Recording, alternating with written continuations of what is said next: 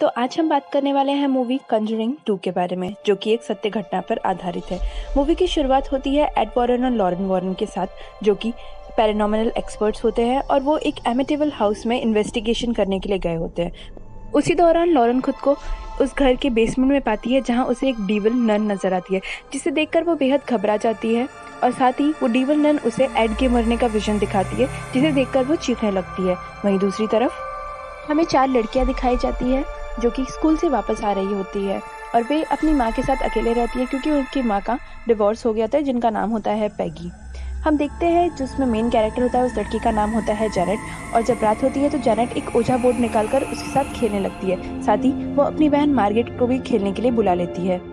वे लोग ओझा बोर्ड के जरिए एक स्पिरिट को वहां बुलाते हैं, जिससे वो सवाल जवाब करने लगते हैं, पर वो स्पिरिट उन्हें कुछ रिस्पॉन्स नहीं देता, इसीलिए वो उसे रखकर सो जाते हैं। तभी हम देखते हैं कि रात के 1:04 पर जेनेट अपने आप को ग्राउंड फ्लोर पर नीचे पड़ा हुआ पाती है और उसे ये समझ नहीं आता कि वो वहां कैसे पहुंच गई, और इस बात से वो काफी घबरा भी जाती है। वहीं दूसरी तरफ मार्गरेट, जो कि अपने कमरे में सो रही होती है, उससे ऐसा लगता है कि दरवाजे पर किसी ने खटखटाया। वो जाकर चेक करती है, पर वहाँ कोई भी नहीं होता। उसी वक्त जेनेट वहाँ आ जाती है और मार्गरेट को ऐसा लगता है कि शायद जेनेट ने ही दरवाजा खटखटाया, इसलिए वो इस बात को अनदेखा कर देती है। वहीं दूसरी तरफ यूएसए में एड और लॉरेन एक टीवी शो में गए होते हैं, जहाँ के होस्ट उन्हें फ्रॉड कहते हैं और उनसे कहते हैं कि वो पैरानॉर्मल चीजों का सिर्फ दिखावा करते हैं और असल में ऐसी कोई चीज नहीं होती, जिस पर एड को काफी गुस्सा आता है और वो शो वहीं खत्म हो जाता है।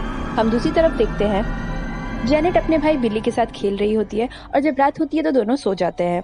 तभी हम देखते हैं कि बिली को प्यास लग जाती है और वो किचन में पानी पीने के लिए जाता है। उसी दौरान वो खिड़की से बाहर 2 झूलों को देखता है और उन झूलों को देखकर ऐसा लगता है कि कोई इंसान उन झूलों पर झूल रहा होता है, पर वहां पे असल में कोई नहीं होता। वहीं दूसरी तरफ हम जेनेट को देखते हैं कि वो अपनी नींद से उठकर बैठ जाती है और अंधेरे कोने की तरफ देखकर बातें करने लगती है। उसी दौरान उसकी आवाज बदल जाती है और वो एक डेविल आवाज में बात करने लगती है, जिससे उसकी बहन मार्गरेट जाग जाती है। तब जेनेट उसके पास आकर जोर से चिल्लाकर कहती है कि बिली को अकेला छोड़ दो और हमसे दूर रहो, जिस पर वो उससे कहती है कि यहाँ कोई भी नहीं और वो किस पर चिल्ला रही है। उसी वक्त उसे अपने पीछे से एक बूढ़े आदमी की आवाज आती है और वो उनसे ये कहता है कि ये घर उसका है और वो सब वहाँ से चले जाए। इस बात को सुनकर वो काफी घबरा जाती है और जल्दी से लाइट ऑन कर देखती है, पर वहाँ कोई भी नहीं होता।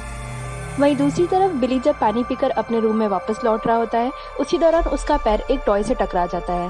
वो इस टॉय को उठाकर एक टेंट में डाल देता है और आकर अपने बेड पर सो जाता है, पर वो देखता है कि वो टॉय दोबारा से खुद का खुद उसके कमरे में आ जाता है, जिसे देखकर वो काफी हैरान होता है। वो दोबारा से उस टॉय को उठाता है और उस टेंट के अंदर भेज देता है। तभी हम देखते हैं कि कोई दोबारा से उस टेंट में से उस टॉय को बाहर धकेल देता है। ये देखकर बिली काफी घबरा जाता है और भागकर जाकर अपनी माँ पैगी को बताता है। पैगी आकर चेक करती है, पर टेंट में कोई भी नहीं होता। उसी दौरान पैगी को ग्राउंड फ्लोर से बहुत ही अजीब सी आवाजें आती है। पैगी जाकर नीचे चेक करती है तो वहाँ जेनेट एक झूले पर बैठकर अजीब तरीके से झूल रही होती है, जिसे देखकर वो काफी हैरान हो जाती है। वो उससे पूछती है तो जेनेट उससे कहती है कि उसे नहीं पता कि वो वहाँ कैसे आई। उसी दौरान पैगी उसे टच करती है और उसे पता चलता है कि जेनेट को बहुत ज्यादा फीवर होता है, जिस पर वो उससे कहती है कि वो कल स्कूल ना जाए क्योंकि उसकी तबीयत खराब है।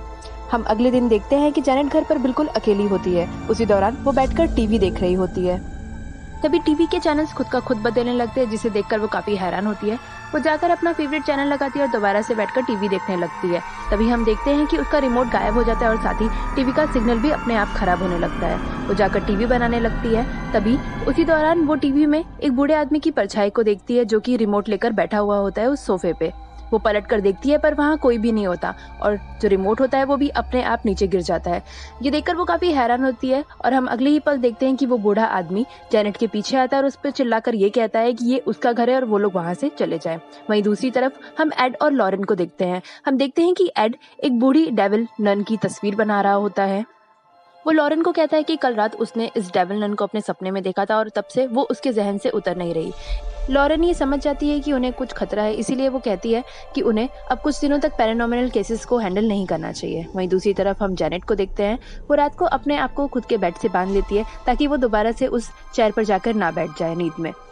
पर हम देखते हैं कि जब वो सो रही होती है, उसी दौरान कोई उसे उसके बेड से नीचे गिरा देता है। वो काफी घबरा जाती है इस बात से और दोबारा से आकर अपने बेड पर छुप जाती है। तभी उसके कमरे का दरवाजा खुलता है और कोई उसकी तरफ बढ़ता है और आकर उसके कंधे पर जोर से काट लेता है। इससे वो काफी चीखने और चिल्लाने लगती है, जिसकी वजह से मार्गरेट भी जाग जाती है और हम देखते हैं कि दोनों के ही बेड बहुत ही जोर से हिलने लगते हैं। दोनों बेहद घबरा जाते हैं और भागकर पैगी के पास पहुंचते हैं और उन्हें ये बात बताते हैं। वो आकर उनका कमरा चेक करती है। उसी दौरान उसे वो ओझा बोर्ड मिलता है, जिसे देखकर वो काफी नाराज होती है दोनों पर और उस बोर्ड को भी फाड़ देती है। तब हम देखते हैं कि एक ड्रेसिंग टेबल मूव होता है और जाकर दरवाजे को बंद कर देता है। ये देखकर वो सभी काफी घबरा जाते हैं और भागकर अपने नेबर के घर पहुंचते हैं।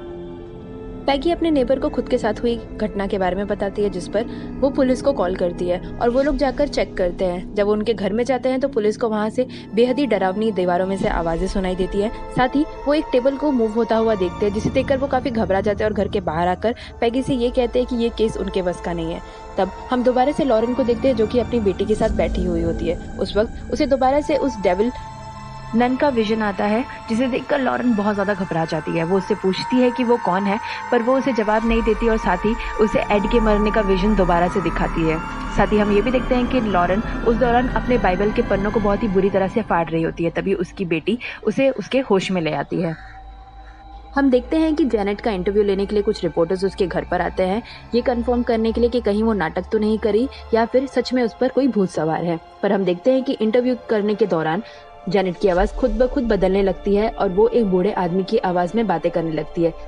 इस पूरे ही इंटरव्यू को रिपोर्टर्स अपने एक रिकॉर्डर में रिकॉर्ड कर रहे होते हैं। वहीं दूसरी तरफ हम ये देखते हैं कि एड और लॉरेन एक फादर के साथ बैठे होते हैं। उसी दौरान फादर उन्हें वो रिकॉर्डर सुनाते हैं। तब वो सुनकर ये कहते हैं कि ये तो एक बूढ़े आदमी की आवाज़ है। तब फादर उन्हें बताते हैं कि नहीं, ये सिर्फ 13 साल बच्ची की आवाज़ है और हमें इस बच्ची और उसकी फैमिली की मदद करनी होगी। पर क्योंकि लॉरेन इस वक्त कोई पैरानॉर्मल केसेस हैंडल नहीं करना चाहती थी, इसीलिए वो एड को ये केस लेने के लिए इनकार करती है। पर एड उससे कहता है कि उसे उनकी मदद करनी चाहिए। तब उस पर लॉरेन उसे बताती है कि जो डेविल नन की तस्वीर उसने बनाई थी वो असल में है और वो बार बार एड के मरने का विजन उसे दिखा रही है। यही रीज़न है कि वो इस वक्त इस केस को हैंडल नहीं करना चाहती। पर एड उसे समझाता है कि एक फैमिली को उसकी मदद की ज़रूरत है और उन्हें पीछे नहीं हटना चाहिए। तब लॉरेन उसकी बात मान लेती है और उस केस को हैंडल करने के लिए राज़ी हो जाती है। एड और लॉरेन इंग्लैंड पहुंचते हैं, जहां वो पैगी की फैमिली से मिलते हैं। पैगी उन्हें बताती है कि उनके घर में बहुत ही भूतिया गतिविधियां हो रही है और साथ ही जेनेट पर कोई भूत सवार है। लॉरेन जेनेट से बात करती है और साथ ही वहाँ पे हो रही भूतिया गतिविधियों पर नज़र डालती है, पर उसे वहाँ भी किसी तरह की रूह के होने का एहसास नहीं होता और इसीलिए इस बात को कंफर्म करने के लिए कि कहीं वो लोग नाटक तो नहीं कर रहे, इसीलिए वो लोग पूरे घर में कैमरास को लगा देते हैं। पर हम देखते हैं कि जल्दी कैमरा में जेनेट चीज़ों को इधर से उधर फेंकती हुई नजर आती है, जिससे ये साफ जाहिर होता है कि वो नाटक कर रही है और उस पर कोई भूत नहीं सवार है। ये बात पर एड और लॉरेन भी यकीन कर लेते हैं और उन्हें लगता है कि ये फैमिली नाटक कर रही है, इसीलिए वो लोग वहाँ से चले जाते हैं। पर रास्ते में लॉरेन एड से कहती है कि अगर जेनेट को नाटक करना था तो उसने ये सारी चीज़ें कैमरास के सामने ही क्यों किया। इसीलिए उन्हें थोड़ा शक होता है और वो लोग दोबारा से उनके पास रखी हुई रिकॉर्डिंग्स को चलाकर सुनने लगते हैं, जिसमें उन्हें उस बूढ़े आदमी की आवाज़ में एक मैसेज मिलता है, जो कि होता है वो मुझे यहाँ से जाने नहीं देगी। ये सुनकर लॉरेन को दोबारा से एक विजन आता है, जिसमें वही बूढ़ा आदमी लॉरेन को दिखता है। वो उससे कहता है कि वो उस घर में दोबारा अपनी फैमिली से मिलने आया था, पर अब वो वहाँ से जाना चाहता है, पर कोई है वहाँ पर जो उसे वहाँ से जाने नहीं दे रहा है। उसी दौरान लॉरेन को उस बूढ़े आदमी के पीछे वो डेविल नन नजर आती है और जिसे देखकर वो अपने विजन से बाहर आ जाती है और वो लोग समझ जाते हैं कि इन सारी चीज़ों के पीछे उस डेविल नन का हाथ है। वहीं दूसरी तरफ हम देखते हैं कि जेनेट पर वो डेविल नन बहुत ही बुरी तरह से हावी हो गई होती है और वो अपने फैमिली मेंबर्स को नुकसान पहुंचाने लगती है। तभी पैगी अपने सारे बच्चों को लेकर बाहर चली जाती है, पर वो जब दोबारा जेनेट को लेने के लिए घर में जाती है, उसी वक्त दरवाजा उसके मुंह पर बंद हो जाता है। तभी हम देखते हैं कि एड और लॉरेन भी वहां पहुंच जाते हैं और वो पैगी की मदद करने के लिए उसके घर में जाने लगते हैं, पर एक सोफा उड़ करके एड के ऊपर आ जाता है जब वो खिड़की के जरिए अंदर घुसने की कोशिश कर रहा होता है। पर हम देखते हैं कि जल्दी एड अंदर घुसने का एक रास्ता ढूंढ लेता है और वो बेसमेंट के जरिए अंदर चला जाता है। पर जैसे ही वो अंदर घुसता है, उसी वक्त बेसमेंट का दरवाजा अपने आप बंद हो जाता है। लॉरेन इस बात से बेहद घबरा जाती है और भाग करके अपने बाइबल के पास आती है। जब वो बाइबल के पन्नों को खोलती है, तब उसे ये याद आता है कि उस डेविल नन ने उसे अपना नाम बताया था, जो कि होता है वलाक। साथ ही उसे ये भी याद आता है कि डेविल को उसका नाम लेकर कमजोर किया जा सकता है। उसी दौरान वो देखती है कि आसमान से एक बिजली गिरती है और एक पेड़ को काट देती है। उसका शेप बिल्कुल वैसा होता है जैसा लॉरेन ने अपने विजन में देखा होता है, जिसे देखकर लॉरेन बेहद घबरा जाती है। वहीं दूसरी तरफ हम देखते हैं कि एड जेनेट के कमरे में पहुंचता है, जहां पर जेनेट पर वो डेविल नन बहुत ही बुरी तरह से हावी होती है। वो उसे खिड़की से नीचे गिराने वाली होती है। उसी वक्त वहां पर एड पहुंच जाता है और उसे पकड़ लेता है। तभी साथ ही हम ये भी देखते हैं कि लॉरेन वहां भागती हुई पहुंचती है, पर वो डीमन नन लॉरेन पर हमला कर देती है और उसे दीवार पर लटका देती है। उसी दौरान लॉरेन उसे उसका नाम लेकर पुकारती है और उसे दोबारा से जहन्नुम में जाने के लिए कहती है। अपना नाम सुनते ही वो काफ़ी कमज़ोर हो जाती है और उसे मजबूरन जहन्नुम वापस जाना पड़ता है। तभी हम देखते हैं कि लॉरेन एड और जैनेट दोनों को बचा लेती है और उसे ऊपर खींच लेती है। लास्ट सीन में हम देखते हैं कि पैगी और जैनेट एड और लॉरेन को आकर थैंक यू बोलते हैं और कुछ इसी तरह से ये मूवी भी खत्म हो जाती है। सो गाइज, आई होप आपको मेरी ये वीडियो पसंद आई होगी, तो मुझे लाइक और कमेंट करके ज़रूर बताएं कि आपको ये मूवी कैसी लगी। और अब हम मिलते हैं हमारे नेक्स्ट वीडियो में। Till then bye bye and take care.